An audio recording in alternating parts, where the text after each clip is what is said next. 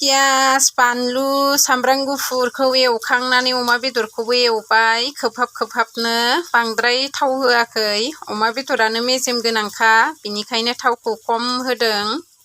मैगंखौबो नै हानानै स्र' सुनानै लाखाबाय।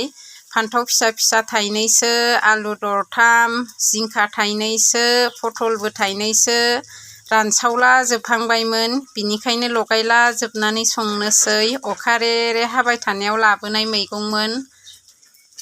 अमा बेदरखौ मोजाङै एवफ्रामखांनानै मैगंखौबो होबाय। नै दसे गोबाव एवनोसै अमा बेदरजोंबो मैगंजोंबो लोगोसे खोबहाबनो।